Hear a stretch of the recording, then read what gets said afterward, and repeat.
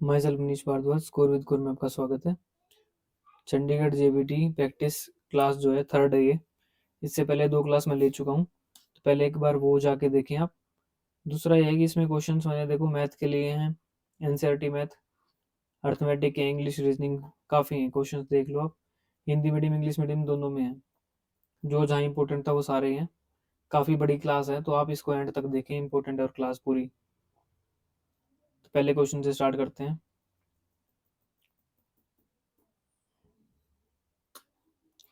पहले क्वेश्चन में क्या पूछा है, जो यू दिख रहा है ना यू, तो ये कह रहा है यू के अपोजिट में क्या होगा।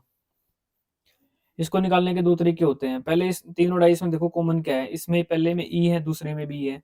तो जो कॉमन होता है, जैसे ई लिख लिया आपने, इसको क्लॉकवाइज डायरेक्शन में लिख दो। ई के बाद क्या है इसमें ए और फिर आई। सेम ई के बाद यहाँ क्या है क्लॉकवाइज में, नो और जीरो। तो जो ये चीजें होती है ना, ये आपस में अपोजिट होती हैं ऐसे क्लॉकवाइज लिखने के बाद। यानी ए के अपोजिट हो गया नो, आई के अपोजिट हो गया ओ, तो ई के अपोजिट क्या बच गया, यू बच गया। तो यू के अपोजिट क्या है, ई। ये तो है पहला तरीका। दूसरा तरीका क्या है इसमें, जो डाइस आपको दिख रहा है ना, जैसे ई दिख रहा है आपको, तो ई जिस भी डाइस में दिख रहा है उसके साथ जो भी दिख रहा है वो कभी भी उसके अपोजिट नहीं होगा, मतलब वो उसके साथ साथ है। ई के साथ पहले डाइस में ए दिख रहा है आई, मतलब ये ई के अपोजिट नहीं हो सकते। नो भी दिख रहा है दूसरे में, ओ भी दिख रहा है, ये भी ई के अपोजिट नहीं हो सकते। तो ई के अपोजिट एक ही बचा, वो बच गया यू। तो यू के अपोजिट क्या है, ई। तो फोर्थ आंसर होगा। पहले आप खुद अटेम्प्ट करके देखो इसको, अगर नहीं आता तब आप सोल्यूशन देखो। देखते हैं आपको कितने क्वेश्चन आते हैं। सारे जैसे जेबीटी और टीजीटी वाला स्पेशल वाला पेपर हुआ है, उससे मिलते जुलते लिए मैंने। कंटेंट आपको बढ़िया रखा हुआ है, तो देखो कितने अटेम्प्ट होते हैं। ये मिरर इमेज बतानी है इसकी। मिरर का सीधा फॉर्मूला क्या होता है, जैसे क्यू में जो चीज मिरर के पास होगी ना, वो उसी डायरेक्शन में होगी पास। जैसे ये पूंछ से दिख रही है आपको क्यू की, ये मिरर के पास है, तो इस साइड भी मिरर के पास रहेगी, तो ऐसे बन जाएगा क्यू। ये देखो ये फेस इस साइड जा रहा है ये का, तो मिरर से दूर दूर जा रहा ना, तो ये दूर रहेगा ऐसे। जे का फेस उस साइड है, तो इस साइड भी मिरर से दूसरी साइड रहेगा। तो देखो कौन सा बन रहा है, ए। ये हो गया। उसके बाद यू, यू की ये पतली वाली साइड जो है ये मिरर के पास है, तो पतली वाली साइड मिरर के पास रहेगी। फिर उसके बाद जे, जे दूसरी साइड में जा रहा है, तो इस साइड भी दूसरी साइड में जाएगा। तो जे जा रहा है दूसरी साइड में, यहाँ यहाँ तो 7 आ गया, तो ये कैंसिल हो गया ये। ठीक है, तो ये याद रखना आप कि मिरर में जो पास होता है वो पास दिखता है, जो दूर होता है वो दूर दिखता है। तो थर्ड आंसर हो गया। इसके बाद चलो तीसरा क्वेश्चन। सीरीज कंप्लीट करनी है, पहले खुद अटेम्प्ट करके देखो। 4 से 11 कैसे बन सकता है, जब एकदम से बढ़ रहा है ना इसमें, 65 से 193, तो ये डिफरेंस नहीं हो सकता, मल्टीप्लाई ही है। 4 दूनी 8 प्लस 3, तो बन गया 11। 11 इंटू 3 33, और माइनस के 2 कर दोगे तो कितना बन गया, 31। 31 इंटू 2 62, प्लस 3 कर दोगे तो 65 बन गया। तो एक बार तो इंटू 2 प्लस 3 हो रहा है, एक बार इंटू 3 माइनस 2। अब क्या होगा, इंटू का 3 कितना बना, 3 पंज 15, 3 6 18 और 1 19। इसमें से 2 माइनस कर दो, 193।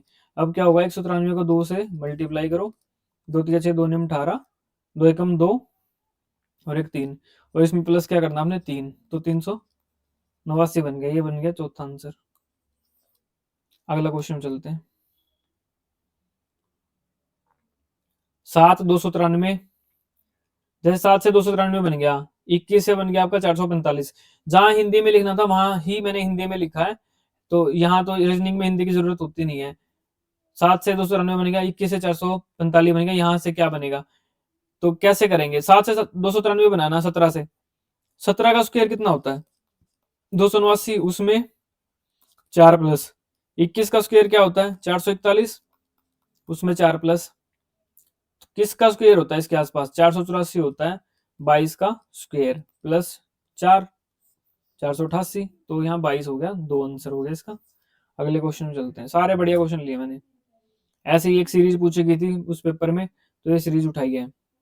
इसमें मैंने क्या बताया था पिछली वीडियो में भी, कि जैसे सीरीज होती है ना, जो सबसे ज्यादा वाला होता है उसको उठा लो। T L G C H, L के बाद यहाँ क्या है जी, तो पहले क्या आ जाएगा G, C H, T L G C H, T L G C, C हो गया, H T L G C H, फिर क्या था एच के बाद टी, कंप्लीट। तो पहले में तो जी आ गया, 2 में है जी, तो यहाँ सी ना मिसप्रिंट था, पहले सी आएगा, ठीक है, दूसरा प्लेस पूछा ये वाला। फिर आएगा एच, दोनों में एच, उसके बाद आया क्या, जी सी, दोनों में सी भी है, उसके बाद क्या आया एल, एल इसमें है उसमें नहीं है, तो फोर्थ आंसर हो गया। अगले क्वेश्चन चलते हैं। डॉल्फिन को ये लिख दिया, इसका बताना आपने क्या लिखा जाएगा। देखो डॉल्फिन, डी से क्या बन गया ई, यहाँ लिख लेता हूं मैं, डी से क्या बन गया ई, यानी कि एक बढ़ गया, ओ से पी, एल से एम, एल एम होता है, पी का पी ही रहा, यहाँ देख लो ना पी का पी रहा, एच का क्या बन गया जी, यानी एच से एक कम हो गया, एच 8वें पोजीशन पे है, जी 7वें होता है, आई से भी एक कम हो गया एच बन गया, एन से भी एक कम हो गया एम बन गया, यानी बीच तक तो एक एक बढ़ रहा था, उसके बाद एक एक घट गया। ऐसे कोर्डेल को देखते हैं, कोर्डेल में एक बढ़ाया डी बन गया, ओ का क्या बनेगा पी, आर का बन गया एस, डी वाला बीच का हो गया था डी, डी हो गया, आई का क्या बनेगा एक कम कर दो, आई 9 पे होता तो एच हो गया, ए का एक कम करोगे जेड हो गया, एल से एक कम करोगे तो के हो गया, DPS D H, DPS D, ये हो गया, तीसरा आंसर हो गया। अगले क्वेश्चन में चलो, तो ये भी सीरीज है, कंप्लीट करनी है। सी का बी बन गया, यानी एक पोजीशन कम, बी का ए बन गया, जेड बन गया तो जेड से एक पोजीशन कम वाई, एम का क्या बना एम एन ओ, एक बढ़ा दिया, ओ पी क्यू, एक छोड़ के एक, क्यू आर एस, तो टी यू, एक ही है ये दूसरा ऑप्शन, तो 2 आंसर हो गया। अगला क्वेश्चन में चलो, 24 का बन रहा है क्या 10 और 392। ऐसे क्वेश्चन में क्या है कि दो, ये बहुत बड़ा नंबर है 392, इसका मतलब क्या है इन दोनों को मिलके 392 बन रहा है, तो कैसे बना सकते हो, कुछ लग रहा है इसमें, पता कुछ नहीं लग रहा, 240 अगर मल्टीप्लाई भी कर दो 392 में, बड़ा को जोड़ना पड़ेगा, तो वो लॉजिक नहीं लग सकता। 392 को डिवाइड करके देखो एक बार, 2 एकम 2, 2 निम 18, 2 चिक 12, 196। 196 क्या होता है, थोड़ा थोड़ा हिंट आया आपको कि 14 का स्क्वायर होता है, और 24 और 10 का डिफरेंस भी कितना है 14, तो मतलब क्या हुआ इनका डिफरेंस, उसका स्क्वायर करके 2 से मल्टीप्लाई कर दिया। तो ऐसे में देखो किसको डिवाइड करके स्क्वायर बनता है, इसको 240 ही किसी का स्क्वायर नहीं होता, इसको डिवाइड करोगे 2 से तो 121 बन गया, 242 को 2 से डिवाइड करा 121 बना, और ये किसका स्क्वायर होता है 11 का, तो किसका डिफरेंस 11 है यहाँ पे, 29 और 18 का डिफरेंस 11 है, 11 का स्क्वायर 121 इंटू 2, ठीक है, तो दूसरा आंसर हो गया। अगले क्वेश्चन में चलते हैं, हिंदी में पढ़ लेते हैं, हिंदी मीडियम में काफी बच्चे, तो देख लो। आज से 7 वर्ष के बाद नामिका की उम्र उतनी होगी जितनी आज से 4 साल पहले मालिनी की उम्र थी। श्रीनिधि का जन्म 2 वर्ष पहले हुआ है। आज से 10 वर्ष के बाद नामिका, मालिनी, श्रीनिधि की औसत 33 वर्ष होगी। नामिका की वर्तमान उम्र क्या है। यहाँ कौन कौन है, एक तो अनामिका है, एक यहाँ है मालिनी, और तीसरी कौन है श्रीनिधि।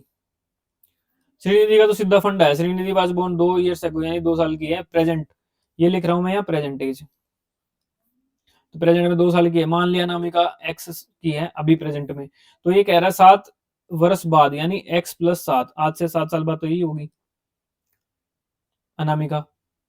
तो आज से 7 साल बाद अनामिका कितनी होगी, जितनी मलिनी 4 साल पहले थी, तो मलिनी 4 साल पहले कितनी होगी, x प्लस 7 होगी, ये कितनी है 4 साल पहले, यहां लिख लेता हूं मैं 4 साल पहले ये होगी, तो अभी कितनी होगी प्रेजेंट में, ये 4 साल पहले है मलिनी, तो इसमें 4 जोड़ देंगे तब मलिनी प्रेजेंट में इतनी हो जाएगी 7 प्लस 4, ये प्रेजेंट एज आ गई मलिनी की, इतना हो गया सिंपल।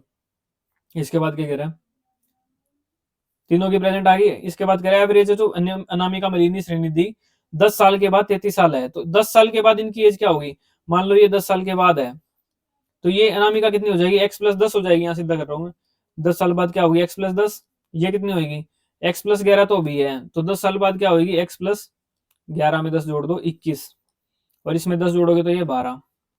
औसत क्या होता है, इन तीनों को जोड़ के 3 से डिवाइड करते हैं, मतलब तो औसत क्या हो जाएगा x plus 10 plus x plus 21 plus 12 बटे 3, और ये कितना दे रखा है 33, यही बात होगी। तो ये देखो कितना हुआ 2x प्लस 10 21 31 और 12 43, और 33 इंटू 3 99। अब 2x क्या होगा, 99 में से 43 माइनस करो, कितना बच गया 56, एक्स क्या होगा 56/2 यानी 28। तो किसकी पूछी, अनामिका की पूछी थी, एक्स अनामिका ही था तो 28 साल होगी।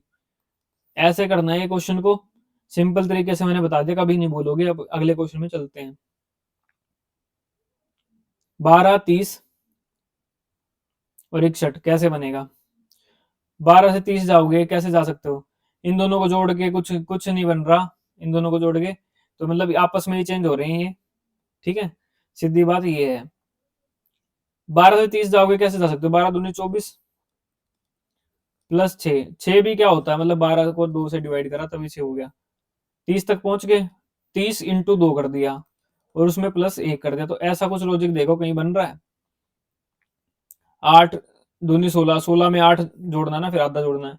16 में 8 जोड़ोगे तो कितना हुआ? 22, नहीं बन रहा। 14 दूनी 28, 28 में आधा जोड़ना 7, हाँ 35 बन गया। 35 इंटू 2 70, लेकिन प्लस 2 करा है, वहां प्लस 1 करा था तो ये भी नहीं बना। 6 दूनी 12, 12 में आधा जोड़ा 15, ये भी यहाँ तक ठीक है। 15 इंटू 2, यहाँ प्लस 1 करना था तो 31 आना चाहिए था, ये भी नहीं है। अब ये 18 देखो, 18 इंटू 2 कितना हुआ? 36, 36 में आधा प्लस करना है 18 का 9, 45 बन गया, ठीक है। 45 इंटू 2 90 और प्लस 1, तो यही बन गया चौथा आंसर है। खुद अटेम्प्ट करके देखना आपको कितने क्वेश्चन आते थे।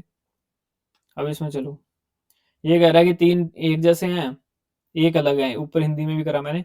नीचे 4 युग्म दिए गए हैं जिनमें से 3 एक समान है, एक असंगत है। असंगत बताना है। मेरे को सीधे सीधे मल्टीपल दिख रहे हैं, तो जो मल्टीपल नहीं है वो आंसर हो जाएगा। 8 से कट रहा है, 8 दूनी 16, 3 8 चौक 32, 13 से कटेगा, 13 तिया 39, बच गया कितना? 39, तो ये 11 बच गया। 116 13 से कट रहा है, नहीं कटता, तो ये तो नहीं कट रहा। 12 से कट रहा है, ये 12 तिया 36 और बच गया 7, 12 से 72, ये कट रहा है। 7 दूनी 64, ये तो यही रह गया, ये मल्टीपल नहीं है, तो दो क्या है? अलग है। दो आंसर हो गया। ये जीके का क्वेश्चन है, बताओ ये क्या हो सकता है? कि वाइस प्रेसिडेंट जो है संविधान के किस अनुच्छेद में लिखा है भारत का एक उपराष्ट्रपति होना चाहिए? तो ये लिखा है 63 आर्टिकल में लिखा हुआ है, ठीक है। आर्टिकल 45 किस में आता है? Direct principle of state policy में आता है। राज्य के नीति निर्देशक सिद्धांत हिंदी में ये बोलते हैं। अगले क्वेश्चन चलते हैं। वाइस प्रेसिडेंट का, हाँ बस और तो क्या ही, एक्स ऑफिसर होता है ये। चेयरमैन किसका होता है? राज्यसभा का, वाइस प्रेसिडेंट। प्रेसिडेंट की कुर्सी खाली है तो पहले वाइस प्रेसिडेंट बैठेगा। वाइस प्रेसिडेंट भी नहीं है तो कौन बैठेगा? चीफ जस्टिस ऑफ इंडिया बैठेगा। Which of the following act introduce federal feature?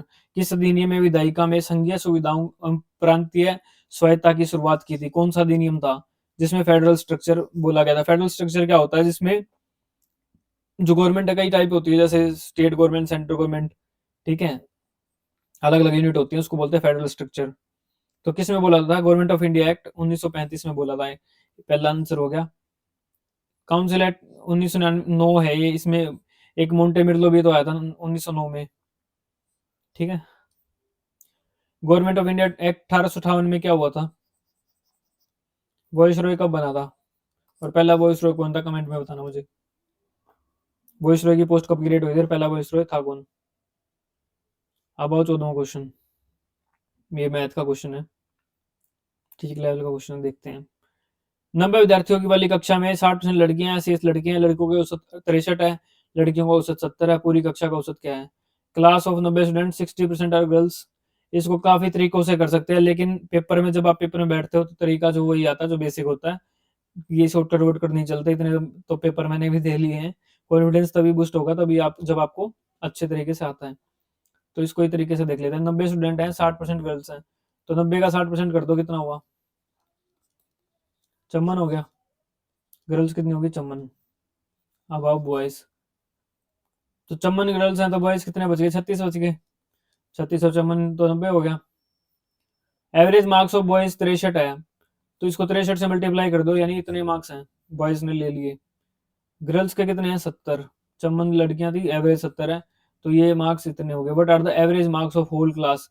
Whole class के क्या होगा?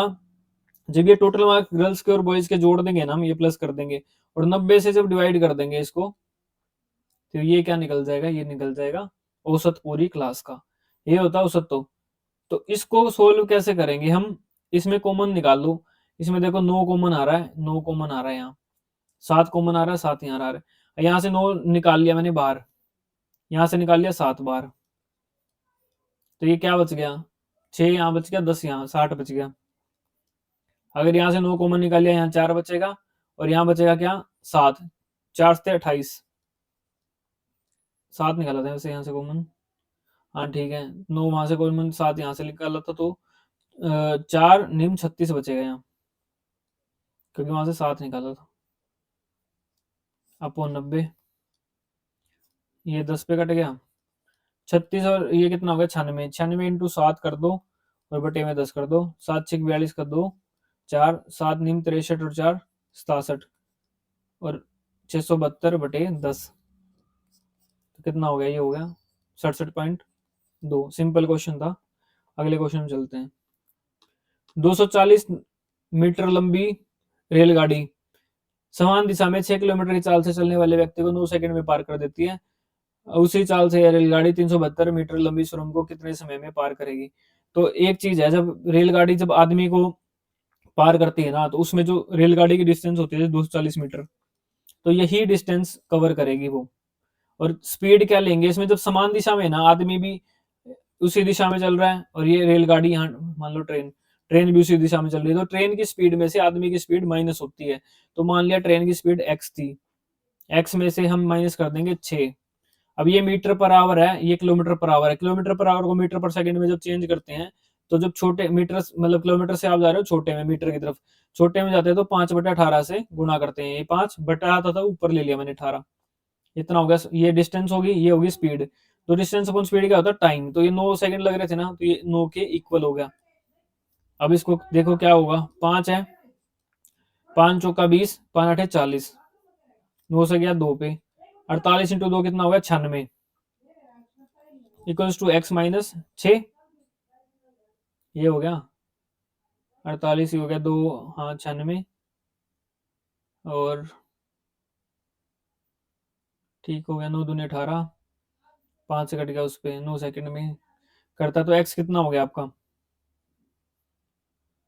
ये एक्स उधर जाके प्लस का हो जाएगा ना 6, 102 कहीं गलत तो नहीं कटा, मैंने देख लेता हूँ, 5 चौका 20, 5 आठे 40, 200 ठीक थी, और ये इसमें से माइनस हो गया 6, 9 सेकंड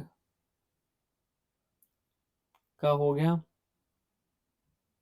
माइनस कर देना, हाँ मैन वर्किंग सेम डायरेक्शन में, तो माइनस का 6 हो गया इंटू 5/18 इक्वल्स टू 9 सेकंड, और 102 ठीक है, ये 6 प्लस कर दो, 102 हो गया।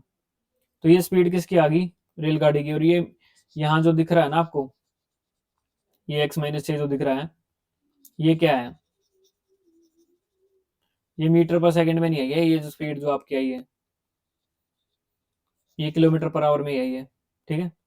102 जो है किलोमीटर पर आवर में है। अब आगे देखो, क्या आगे बढ़ो, हाउ मच टाइम, कितना टाइम लेगी, 372 मीटर टनल है।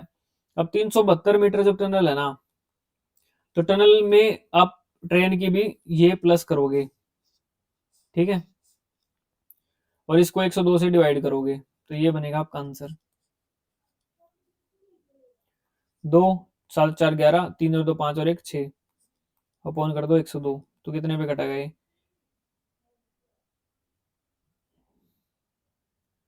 और इसको क्या करोगे, 18/5 से भी वो कर दोगे आप, मल्टीप्लाई करोगे ना, क्योंकि आपने क्या बनाना है, किलोमीटर पर आवर के मीटर पर सेकंड बनाने पड़ेंगे ना। 102 यहाँ क्या है, किलोमीटर पर आवर है, तो क्या करोगे, 5/18 से मल्टीप्लाई करोगे ना, ये 5 ऊपर पहुंच गया 18, तो इसको काटोगे तो आपका आंसर आएगा। अब इसको काटोगे तो कितना बनेगा, ये काट के देख लेते हैं।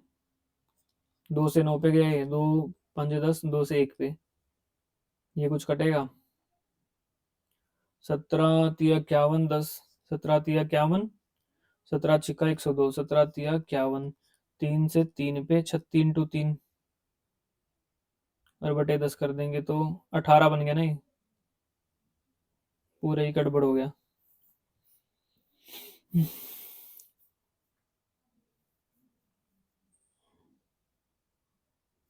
यहाँ दोबारा कर लेते हैं इसको कैलकुलेट।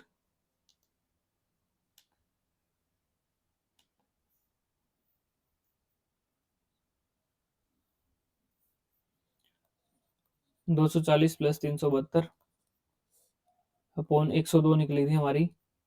और ये क्या था, इसको करेंगे हम किस में, सेकंड में, क्योंकि इसने पूछा टाइम सेकंड में पूछा, तो ये 18 मीटर पर सेकंड, छोटे यूनिट में जाना तो 5/18 हो गए हैं, 5 और 18 गया ऊपर, ये था। और ये कितना बना था, 2 7 4 11 612 बन गए, ये 102, और ये 18/5, 17 छिक्का 102,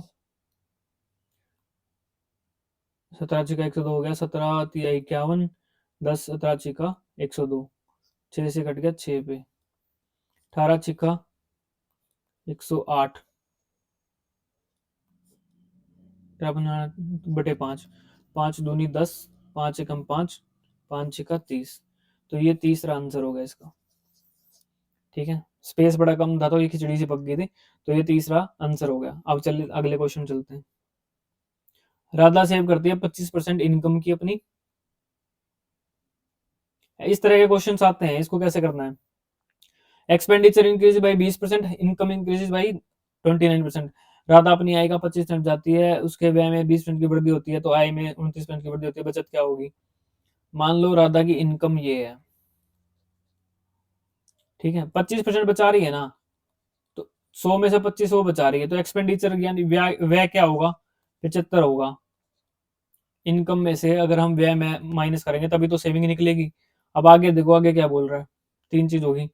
एक्सपेंडिचर 20% इंक्रीज होगा, 75 का 20% इंक्रीज करोगे, किसी का भी इंक्रीज करते हो ना, तो वो सम मतलब टोटल कितना बनता है ना, एक तो आप पहले 20% निकालोगे, फिर उसको प्लस करोगे, सीधा 120% निकालो।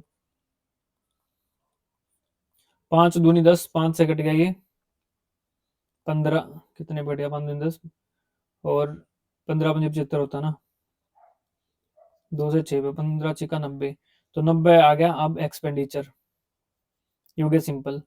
इनकम 29% इंक्रीज हो रही है, तो इसका 129% करेंगे, तो ये 129 आ गया, तो ये माइनस करो, कितना बचा ये 39 बच गया, नहीं 39 बच गया। तो इंक्रीज कितनी होगी, ये 25 से 39 बनेगी, तो कितना इंक्रीज है 14 का, किस पे इंक्रीज है 25 पे, और इंटू 100 कर दो, 25 चौका 100, तो कितना हो गया 56% इंक्रीज हो गया, 14 इंटू 6 4 56, तो सी आंसर हो गया। स्पेस कम पड़ रहा है, वैसे समझा दिया मैंने, ये ऐसे होगा। अगले में चलो। सुरभि ने एक वस्तु को अंकित मूल्य पर 12% छूट पर 176 में बेचा, छूट न देने पर उसे 25% का लाभ प्राप्त होता, वस्तु का क्रय मूल्य ज्ञात करो।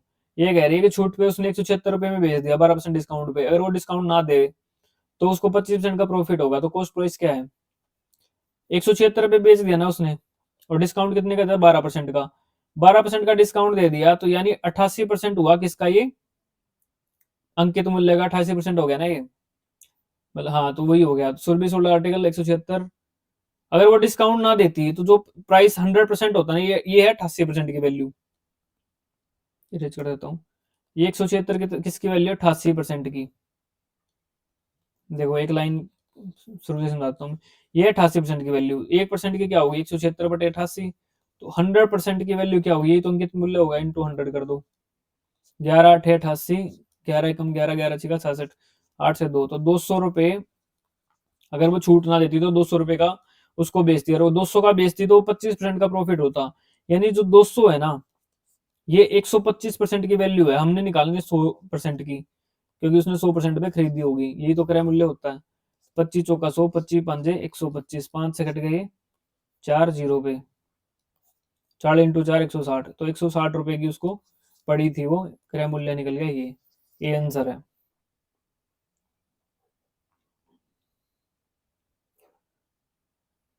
इसके बाद फर्स्ट टर्म ऑफ कौन बता रहा है, फर्स्ट ऑफ होप कौन होता है, क्या यहाँ दिखा देता हूँ मैं, लिया था मैंने कहीं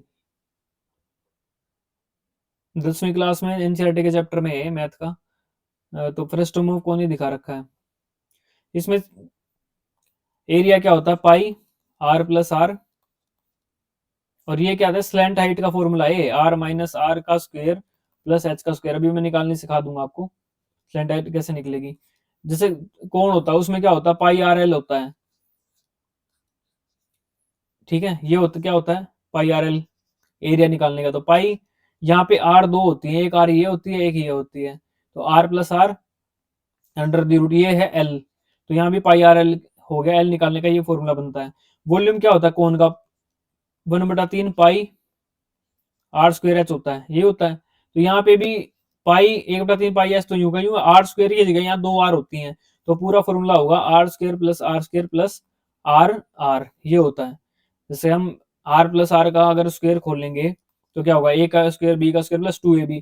बस यहाँ ये याद रखना 2ab की जगह आर आर होगा, 2ab नहीं होता, आर आर होता, बस ये याद रखना। अब चलते हैं उस क्वेश्चन में। शंकु के छिद्र की तिर्यक ऊंचाई क्या होगी, स्लैंट हाइट निकालनी हमने, इंग्लिश में ये हो गया। जिसके दो सिरों की त्रिज्या 5 सेंटीमीटर व 2 सेंटीमीटर, हाइट 4 सेंटीमीटर। अगर आपको फॉर्मूला ना भी याद ना, तो भी इसको निकालने का तरीका बता देता हूँ, अगर आपको कोई फॉर्मूला याद नहीं रहता और पेपर में क्वेश्चन आ जाता है। ये बन गया, बाल्टी टाइप सा बन गया। देखो ये मान लो छोटी आर है, छोटी आर यहाँ क्या दी है, त्रिज्या 2 है ना, एक तो है 2 सेंटीमीटर, ये त्रिज्या क्या है, ये 5 सेंटीमीटर है। तो यहां से लेके आप खुद देखो, यहां तक मैं मान लो चला जाता हूं, ठीक है। तो ये कितना बचेगा, एक साइड 2 सेंटीमीटर बचेगा, मतलब बच गया आपका 3 सेंटीमीटर बचेगा ना। ये वाला एरिया निकालना है तो हमें कितना बचेगा, अगर इसको मैं ऐसे कर देता हूँ तो ये 3 बच गया, आर माइनस आर कितना बच गया, 3। ये हाइट है, ये हाइट हमेशा सेम ही रहेगी। हाइट कितनी दे रखी है, 4। हमने निकालनी है ये वाली स्लैंट हाइट। तो ये राइट एंगल ट्रायंगल बनेगी, तो ये 4 का स्क्वायर करोगे प्लस 3 का स्क्वायर अंडर द रूट, ये क्या निकल गया, आपकी स्लैंट हाइट निकल जाएगी। तो ये क्या होगा, 4 चौक 16 प्लस 3 9 अंडर द रूट, तो 5 सेंटीमीटर होगी, आपका ये आंसर हो गया। और फॉर्मूला होता क्या है इसका, एच स्क्वायर प्लस बड़ी आर माइनस छोटी आर का स्क्वायर, ये बन गया फॉर्मूला। ड्राइव कैसे हुआ ये मैंने आपको बता दिया। यहाँ पे भी देखोगे तो ये दिख रहा है आपको, ये आर का दिख रहा है, ये बड़ी आर दिख रही है, तो ये यहाँ तक, तो यहाँ तक ऐसे मारोगे तो यहाँ तक तो आर ही आ गई, फिर जो ये बच गया इसी में से स्लैंट हाइट निकलेगी। 3D स्ट्रक्चर में वैसे दिखेगी, 2D में मैंने बताया तो ऐसे दिखेगी। अब ये क्वेश्चन देखते हैं, सरफेस एरिया बताना है गोले के पृष्ठ का, क्षेत्रफल दिया है आपको, आपने त्रिज्या बतानी है, इसको कैसे सोल्व करोगे। गोले का पृष्ठीय क्षेत्रफल क्या होता है, 4 पाई आर स्क्वायर, 616 दे रखा है, आर बतानी है तो क्या होगा, आर स्क्वायर क्या होगा 616, पाई 7/22 हो गया, उल्टा कर दिया वहां जाके, और ये कर दिया 1/4। 22 से कितने पे कटाए, बाई 19 44, 11 से काट लो, 2 पे ये कितने पे कटेगा, 11 पंजे 55, 6 11 छका 66, और ये 2 से 28 पे कट गया, 4 से 7 पे कट गया, 7 एक ये हो गया, एक ये हो गया, तो त्रिज्या 7 ही बच गई। आर का स्क्वायर 49 हो गया तो 7 हो गया, ये आंसर है। फर्स्ट टर्म को मैंने बता दिया। इसके बाद ये प्रोबेबिलिटी, प्रोबेबिलिटी समझाने से पहले चलो मैं क्वेश्चन ये बता देता हूँ, उसके बाद प्रोबेबिलिटी का पूरा चैप्टर करवा दूंगा मैं इस वीडियो में, एंड तक देखना आप। बैग कंटेन, एक बैग के अंदर 6 लाल बाल है, 5 नीली बाल, उनमें से एक बाल निकाल जाती है, नीली गेंद की संभावना बताएं। तो किसी की भी संभावना प्रोबेबिलिटी होती है क्या है, कि कोई चीज हो सकती है नहीं हो सकती है। क्या बोल रहा है कि बॉल ब्लू के बताना है हमने, ब्लू बॉल है कितनी, तो आउटकम जो है ना, जो ब्लू से रिलेटेड है वो कितनी है, 5, यानी 5 बार निकल सकती है ब्लू बॉल, ठीक है। और टोटल है कितनी, 6 और 5 11, तो 5/11 प्रोबेबिलिटी हो गई। अब आगे मैं पूरा कराऊंगा ये चैप्टर। ये साइंस का क्वेश्चन, ये है इंग्लिश का question. Place where coins medals और टोकन्स आर मेड, कहाँ पे बनाए जाते हैं कॉइन्स मेडल या टोकन, कहाँ बनते हैं, तो ये बनते हैं मिंट में। 3 आंसर हो गया इसको, वन वर्ड सब्स्टिट्यूशन है।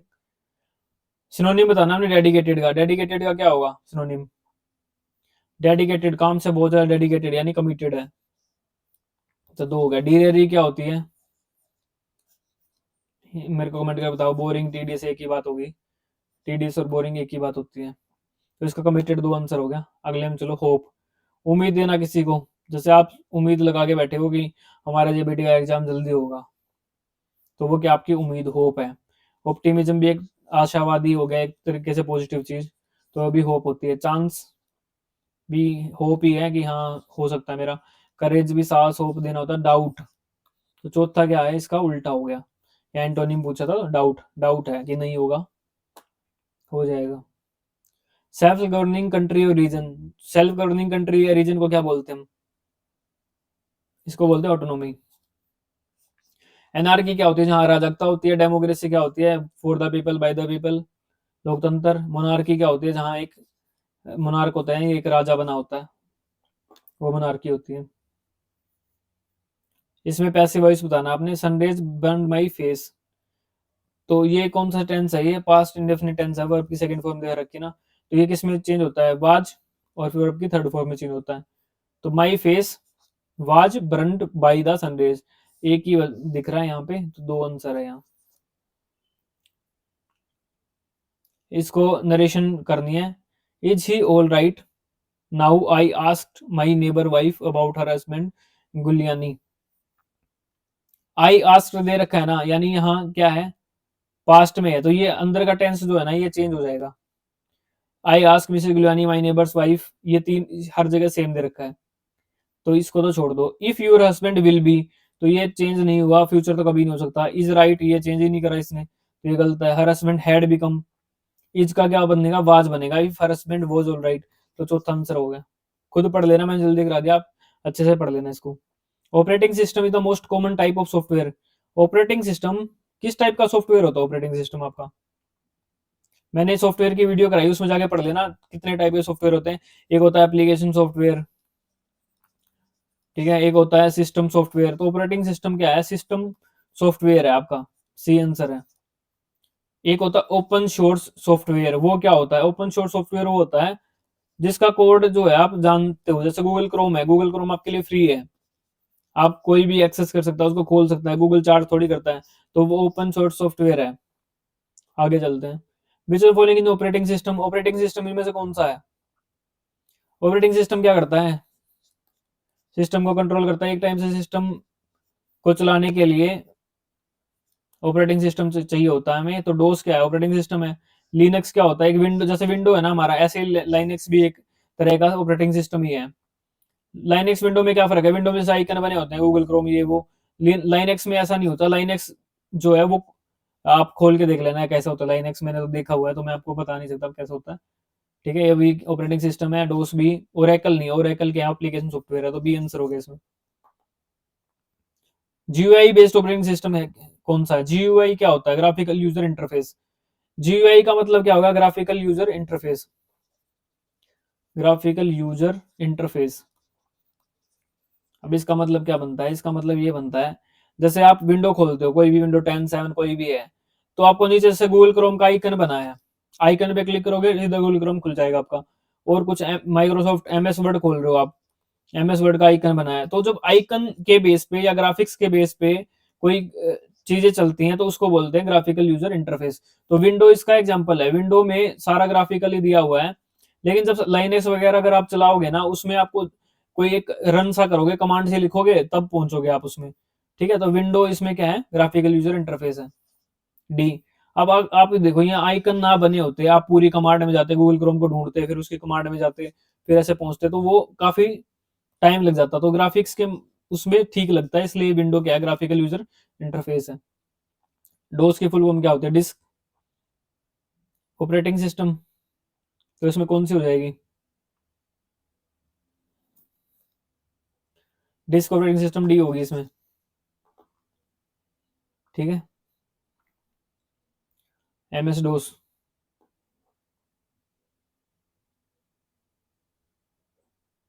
Which of this concept of open source software, open source software का कौन सा एग्जांपल, अभी मैंने ओपन सोर्स सॉफ्टवेयर बताया था आपको कि ओपन, यहाँ गलत है, यहाँ पे ना वो डालना चाहिए था मुझे, विंडोज डालना, यहाँ डालना था गूगल क्रोम, गलत है ऑप्शन, गूगल क्रोम। तो ओपन सोर्स सॉफ्टवेयर का एग्जांपल क्या है, गूगल क्रोम है। प्रोप्रिएटरी सॉफ्टवेयर क्या होते हैं, ये सॉफ्टवेयर वो होते हैं जिसमें एक लाइसेंस चाहिए होता है, या आपसे कोई ये पैसे चार्ज करेगा, इसको आप चेंज नहीं कर सकते। जैसे आप अडोब रीडर पढ़ा होगा आपने, अडोब रीडर जिसमें आप पीडीएफ खोलते हैं, तो जब आपको इसको स्पेसिफाई कुछ चाहिए करना होगा ना, ऐसा तो पीडीएफ सबकी खोल देता है, लेकिन जैसे इसको एडिट करोगे तो वो ना चार्ज मांगेगा आपको कि 7 दिन के बाद इतना चार्ज दो। आप माइक्रोसॉफ्ट जैसे एमएस वर्ड एक्सेल भी एक तरीके से आपसे चार्ज मांगता है, ठीक है। तो ये चीजें क्या होती हैं, ये होते हैं प्रोप्राइटरी सॉफ्टवेयर होते हैं, जिसमें एक टाइम के बाद आपको चार्ज मांगे। ओपन सोर्स में जो सोर्स कोड होता है वो ओपन होता है, उसका कोई चार्ज नहीं होता, इसको कोई भी यूज कर सकता है। अगले में चलो, मैंने computer virus attach itself to another computer. जब कंप्यूटर वायरस जो है दूसरे कंप्यूटर से अटैच कर लेता है, उसको क्या बोलते हैं? उसको बोलते हैं ट्रोजन हॉर्स। दूसरे प्रोग्राम से अटैच कर लेता है, तो बी हो गया Trojan horse. When a power is turned on dash takes control does power on self test. जो पावर हम टर्न ऑन करते हैं तो कौन ले लेता है कंट्रोल? तो ये ले लेता है बायोस। ये आंसर है। बायोस क्या होता है? बेसिक इनपुट आउटपुट सिस्टम, ठीक है, बेसिक इनपुट आउटपुट सिस्टम। तो ये सिस्टम जो बूट करता है, जब ओपन होता है, तो इन सबको कंट्रोल कौन करता है? बायोस करता है। स्टेटमेंट बताने की क्या करेक्ट कौन सी इसमें? It is a set of instruction. BIOS के बारे में बताना है। सेट ऑफ इंस्ट्रक्शंस होती है फर्मवेयर में, ये ठीक है। It controls input output operation, दोनों ठीक है, बोथ। तीसरा आंसर हो गया, बोथ ठीक है। ये सारे इंपॉर्टेंट क्वेश्चन लिए मैंने जो प्रीवियस ईयर पूछे गए हैं। Which mechanism used by the computer virus worm. Worm कौन सा मैकेनिज्म यूज करते हैं? तो स्पैम यूज करते हैं। इंपॉर्टेंट क्वेश्चन है, कई बार रिपीट हुआ है। SPAWN, स्पैम यूज करते हैं। ये है प्रोबेबिलिटी वाला चैप्टर, अब करते हैं इसको। इसके बाद एंड में बायो बचेगा।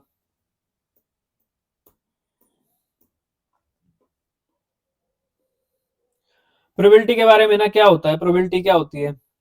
किसी भी चीज की प्रोबेबिलिटी क्या होती है? मैं मान लो मैं बोलता हूँ कि बारिश होगी और बारिश नहीं होती, तो अगर नहीं होगी तो उसका क्या प्रोबेबिलिटी होता है? 0। कोई चीज इम्पॉसिबल है, उसकी प्रोबेबिलिटी होती है 0। और प्रोबेबिलिटी 0 से 1 के बीच में लाई करती है। अगर ऐसा क्वेश्चन आ जाए, प्रोबेबिलिटी लाई कहां से करती है? 0 और 1 के बीच में लाई करती है, ठीक है। और संभावना, अगर मान लो कोई चीज होनी है, उसकी कितनी संभावना है, और कोई चीज नहीं होनी, उसकी कितनी संभावना है? नोट ए लिख देता हूं मैं यहाँ। दोनों को प्लस करोगे तो ये जोड़ इनका 1 आता है। प्रोबेबिलिटी क्या होता है? Number of outcome favourable to E. मान लो प्रोबेबिलिटी ई की निकालनी है और सारे पॉसिबल आउटकम। और पीई ये है नोट ई। पी अगर ई कोई इवेंट होना है और ये नोट ई, तो इन दोनों मिला के एक बनता है, ठीक है। ये इतना है थोड़ा बहुत। इसके बाद पढ़ते हैं आगे। ताश खेलते हो गए, ताश में क्या क्या होता है यहाँ लिखा हुआ है। ताश का क्वेश्चन शुरू करते हैं। एनसीईआरटी क्वेश्चन उठाया मैंने, वेरी इंपॉर्टेंट है, ये चैप्टर आएगा पक्का, क्वेश्चन देखने को मिलेगा इसमें। ये स्पेड होता है, ये हर्ट होता है, डायमंड होता है, क्लब होता है। हर किसी, ये 4 टाइप के होते हैं ताश। हर किसी में मान लो ये है स्पेड, इसको हिंदी में हुक्म बोलते हैं। हिंदी में, मैथ में नहीं पता मुझको, ताश खेलते हैं तो मैंने खेले हैं, तो इसको हुक्म बोलते हैं। तो इस हर किसी उसमें 4 फेस कार्ड होते हैं। फेस कार्ड में क्या होता है? एक तो किंग होता है, हिंदी में पता नहीं क्या बोलते हैं, इक्का बोलते हैं इसको। एक होती है क्वीन, इसको बेगा बोलते हैं। एक होता है गुलाम, इसको जैक बोलते हैं इंग्लिश में। और एक होता है आपका, क्या होता है? King, queen, jack. और क्या होता है?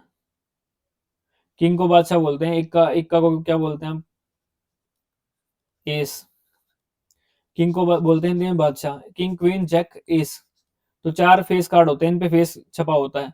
बाकी आपको फेस कार्ड नहीं होते। तो अगर आपसे पूछे कि ब्लैक कलर के कितने पत्ते होंगे, तो ब्लैक कलर ये भी है, ब्लैक कलर क्लब का भी है, तो 26 पत्ते होंगे। ऐसे ही लाल पत्ते कितने होंगे? ये भी 26 होंगे। ये क्वेश्चन देख लेते हैं। One card drawn at well shuffled deck of bound card. अब हिंदी मीडियम जो देख रहा है ना, इसको ऐसे मत सोचना कि स्किप मत करना, मैं बता रहा हूँ हिंदी में। बाउंड कार्ड में से एक पत्ता निकाल लिया, प्रोबेबिलिटी बताओ कि कार्ड एस है। एस मतलब इक्का है। इक्के कितने होते हैं वैसे? बाउंड कार्ड में से निकाला ना इसने, ब्लैक ब्लू कहीं नहीं लिखा कौन सा इक्का है, इसने बोला इक्का होना चाहिए। तो 4 इक्के होते हैं अलग अलग कलर के, ठीक है। स्पेड, हार्ट, डायमंड, क्लब के। तो 4 इक्के हो गए। टोटल कार्ड कितने हैं? 52। तो 4/52 यानी 1/13 क्या होगी प्रोबेबिलिटी? नोट ए कि इक्का ना हो। तो 2 तरीके हैं इसके। 4 थे ना, 4 इक्के होते हैं। तो इक्के नहीं, कौन से नहीं होते? 48 कार्ड ऐसे बच गए जो इक्के नहीं होते, अपॉन 52 कर दो। तो क्या होगा ये? 24/26। 4 से काट दो इसको यार, 13 पे कट गया, ये कितने पे कट गया? 4 से 12 पे, तो 12/13। और अगर सिंपल तरीके से निकालना है, देखो इक्का होने की प्रोबेबिलिटी 1/13 है ना, तो 1 में से इसको माइनस कर दो, तो ये भी क्या आ गया? 12/13। तो ऐसे भी कर सकते हो। तो वही तो बताया था कि आप कि कोई चीज होने की संभावना और कोई चीज ना होने की संभावना, दोनों को प्लस करोगे तो क्या आता है 1। तो 1 से माइनस भी कर सकते थे आप, तभी वहीं पहुंच जाते आप। ठीक है, 1/13 में आप 12/13 प्लस करोगे तो भी तो आप 13 पे 1 पे पहुंच गए। अब देखते हैं ये वाला question. Card is drawn from a well shuffled deck of 52 card, probability बतानी है। ब्लैक फेस कार्ड, तो ब्लैक फेस कार्ड कितने होते हैं टोटल? 13 तो होते हैं किसके? हुक्म जिसको बोलते हैं स्पेड के, और 13 ही होते हैं क्लब यानी चिड़ी जो बोलते हैं, ये दोनों ब्लैक पत्ते होते हैं। टोटल 26 पत्ते ब्लैक होते हैं और टोटल कार्ड कितने होते हैं? 52, तो 1/2। ठीक है, काले चार 1/2 मिल सकते हैं। इसके बाद हाँ, डाइस थ्रोन किया जाता है। डाइस में क्या होता है? एक डाइस थ्रो कर रहा है ना, ये 1 2 3 4 5 6 6 चीजें आती हैं डाइस में, 6 चीज आ सकती हैं। प्रोबेबिलिटी पूछ रहा है कि नंबर ग्रेटर देन 4, 4 से ग्रेटर कितने हैं? 5 और 6 हैं, 2 ही नंबर हैं, तो 2 बटा टोटल 6 हो गए, तो 1/3 प्रोबेबिलिटी होगी पहला पार्ट। दूसरा पार्ट देखो, प्रोबेबिलिटी बतानी है, प्रायिकता बतानी है। नंबर लेस देन और इक्वल टू 4, 4 से लेस देन या इक्वल टू, तो 4 चीज ऐसी होगी जो लेस देन 4 है या इक्वल है 4 के, तो 4/6 2/3। तो ये क्वेश्चन भी हो गया। अगले में चलते हैं हम, 2 डाइस वाला कराऊंगा। पहले 2 कॉइन वाला देख लो, फिर देखना 2 डाइस वाला। ये देखो पहले, Harpreet tosses a coin 2 different coin, 2 coin उसने उछाले। कॉइन में क्या होता है? या हेड होता है या टेल होता है। 2 उछाल दिए उसने, प्रोबेबिलिटी बतानी कि एटलीस्ट एक हेड प्राप्त हो। अगर 2 उछालेगा ना तो आउटकम क्या हो सकती है? मान लो पहले पे हेड आ गया, दूसरे पे आ गया टेल, एक तो आउटकम ये बनती है। पहले पे टेल आ गया या दूसरे पे आ गया हेड, मान लो, दूसरी आउटकम ये बन गई। दोनों पे या तो टेल आ गया या दोनों पे आके आ गया हेड, 4 पॉसिबिलिटी बनती है। देखो, अगर 2 चीजें उछाली जा रही है ना और आउटकम कितनी आपकी? 2 ही आउटकम है, तो 2 का स्क्वायर होता है। डाइस में कितनी आउटकम होती है? 6, और 2 डाइस उछाल दिए तो 6 का स्क्वायर यानी 36 आउटकम होगी। और डाइस को 3 डाइस उछालोगे तो 6 आउटकम होती है, तो 6 का क्यूब कर दोगे तो 216 आउटकम होगी। तो ये होता है खेल सिंपल भाषा में। तो 2 का स्क्वायर कर दो, 4 होता है। ये 4 आउटकम मैंने लिख दी।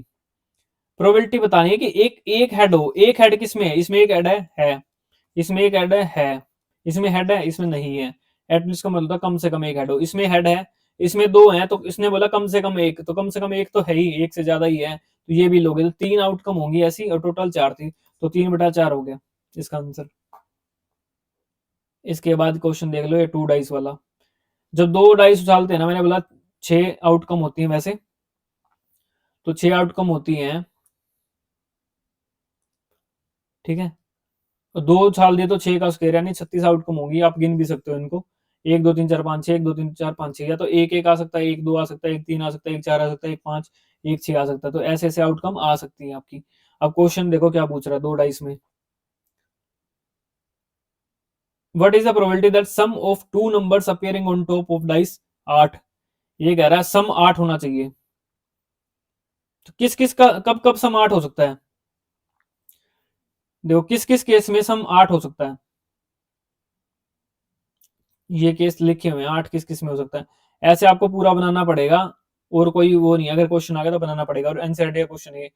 देखो, 6 और 2 में 8 है, 5 3 8 में 8 है, 4 4 में 8 है, 3 5 में 8 है, 2 6 में 8 है। ये पॉसिबिलिटी बनेगी, 3 और 2 5, और टोटल पॉसिबिलिटी कितनी है? 36। तो प्रोबेबिलिटी क्या होगी? 5/36। 13 कह रहा है, 13 सम, 13 सम हो सकता है किसी का। ये पूरी आप देखो, इसमें 13 सम हो सकता है किसी का। मैक्सिमम कितना होता है? 6। मैक्सिमम डाइस में कितना लिखा होता है? 6। मान लो दोनों डाइस में 6 6 भी आ गया तो भी 12 बनता है। 13 तो किसी भी हालत में बन ही नहीं सकता, तो प्रोबेबिलिटी 13 नहीं क्या होगी? 0 होगी, बन ही नहीं सकता। इम्पॉसिबल इवेंट की तो 0 होती है। लेस देन और इक्वल टू 12, लेस देन और इक्वल टू 12 कितने होते हैं? या तो 12 के इक्वल या लेस देन। 12 से छोटे तो सारे ही होते हैं, आप कोई भी करके देख लो। ये भी 12 से छोटा, ये भी सारे 12 से छोटे हैं। और इक्वल टू बोला तो इक्वल टू में मतलब 12 भी आ गया, मैक्सिमम 12 ही हो सकता है। तो 12 से छोटे और या 12 सारे ही होते हैं, तो प्रोबेबिलिटी क्या होगी? 36/36, यानी एक आएगा ही, श्योरिटी है इसकी। ठीक है, तो ये 2 डाइस का भी मैंने बता दिया। तो प्रोबेबिलिटी लगभग मैंने कंप्लीट करवा दिया। इसके बाद देख लेते हैं हम लेंस फॉर्मूला। पिछली बार मिरर फॉर्मूला देखा था, लेंस फॉर्मूला। लेंस फॉर्मूला क्या होता है, मैंने क्या बताया था आपको। इसमें 2 चीजें इंपॉर्टेंट आपने याद रखनी है। लेंस फॉर्मूला क्या होगा, मिरर फॉर्मूला होता था 1/v plus 1/u equals to 1/f। Lens में n आता है तो नेगेटिव आ जाता है इनके बीच में, 1/v माइनस 1/u 1/f। ठीक है, ये हो गया फॉर्मूला। इसमें याद क्या रखना आपने, जब आप कन्वेक्स लेंस लोगे ना, इसमें इमेज बनती है हमेशा राइट साइड में, तो इसका फोकल लेंथ जो है ना राइट साइड का होगा और ये पॉजिटिव हो गया।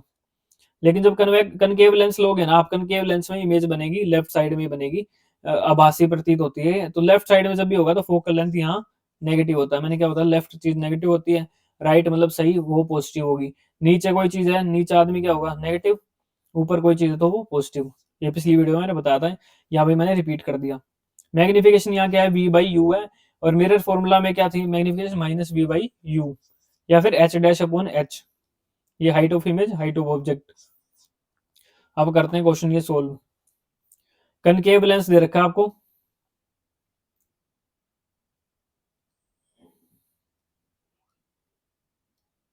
Concave lens focal length 15 centimetre.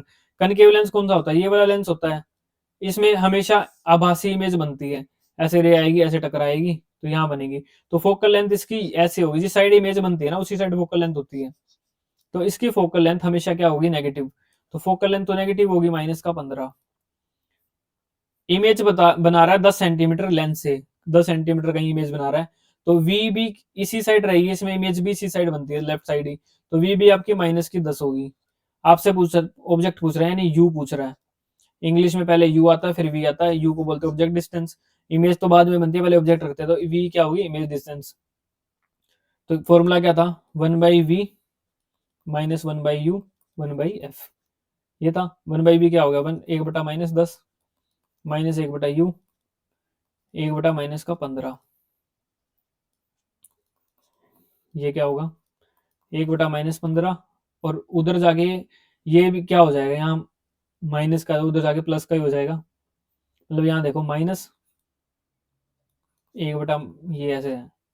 तो ये क्या बना, 30 एलसीएम हो गया, 15 दूनी 30, 2 पे गया ये माइनस माइनस प्लस हो जाएगा, 10 से तो ये कितने पे गया, 3 पे गया। तो u कितना हो जाएगा, माइनस 1/u क्या हो गया, 1/30। तो u क्या हो गया, माइनस, उधर चला जाएगा तो माइनस का 30। यानी इमेज भी आप 30 सेंटीमीटर रखोगे, और माइनस का मतलब क्या है कि लेफ्ट साइड में ही इमेज रखोगे आप, मतलब ऑब्जेक्ट रखोगे लेफ्ट साइड में ही। ऑब्जेक्ट डिस्टेंस क्या आ गई, -30, और कहाँ रखोगे आप, लेफ्ट साइड में ही रखोगे। या फिर ऐसे कर लेते, 1/u को उधर ले जाते, इसको इधर ले आते, तो भी सेम ही बात होनी थी। ठीक है, माइनस का ही आना था, तो ये आंसर हो गया इसका। माइनस का मतलब ये है कि लेफ्ट में ही रखी जाएगी ऑब्जेक्ट। इसके बाद डाइजेस्टिव सिस्टम है, फिर खत्म है क्लास। डाइजेस्टिव सिस्टम में क्या क्या याद रखना है, जो याद रखना है ना वही लाया हूं मैं। आपसे सीधा क्वेश्चन आंसर पूछेगा, अब डायग्राम बनाने को तो बोलेगा नहीं वो, फिर भी मैं समझा देता हूँ। टंग से गया, ये नाली, इसको इसोफेगस बोलते हैं। उसके बाद कहाँ जाता है, स्टोमक में जाता है। स्टोमक में क्या होता है आपका, HCl होता है, गैस्ट्रिक ग्लैंड्स होती हैं, वो HCl सेक्रेट करती हैं। HCl करती हैं, एक पेप्सिन करती हैं, और एक मकस कुछ करती हैं। उसके बाद ये जाएगा स्मॉल इंटेस्टाइन में। स्मॉल इंटेस्टाइन में ना जो पेनक्रियाज है वो पेनक्रियाटिक जूस सेक्रेट करेगा, लीवर जो है वो बाइल करेगा। लीवर क्या करता है, बाइल। ये क्यों करते हैं, जो HCl स्टोमक में ऐड हुआ था ना, उस HCl को डाइल्यूट वगैरह कर देंगे, ये न्यूट्रल कर देंगे ना उसको, क्योंकि एसिडिक मीडियम हो गया था। तो स्मॉल इंटेस्टाइन में ये बाइल और जो पेनक्रियाटिक जूस है वो उसको वो कर देंगे। और स्मॉल इंटेस्टाइन में ना एक फिंगर लाइक स्ट्रक्चर होता है, उसको बोलते हैं विली। अब पूरा समझ लेते हैं किसमें क्या है। इसमें डायरेक्ट क्वेश्चन देखने को मिलेगा आपको, मैं गारंटी दे रहा हूँ इस बात की। स्लाइवा है ना, स्लाइवा, स्लाइवा में एंजाइम होते हैं स्लाइवरी माइलेज, और ये क्या करती है, जो स्टार्च होता है कम्प्लेक्स शुगर को सिंपल शुगर में बदल देती है। स्लाइवा में क्या होता है, स्लाइवरी माइलेज। ये पूछ सकता है ये किसमें किसको किसमें चेंज करती है, तो ये स्टार्च को सिंपल शुगर में चेंज करती है। एक पॉइंट हो गया ये। दूसरा क्या, गैस्ट्रिक ग्लैंड्स कहाँ होती है, स्टमक में होती है, और इसमें क्या होता है, हाइड्रोक्लोरिक एसिड HCl।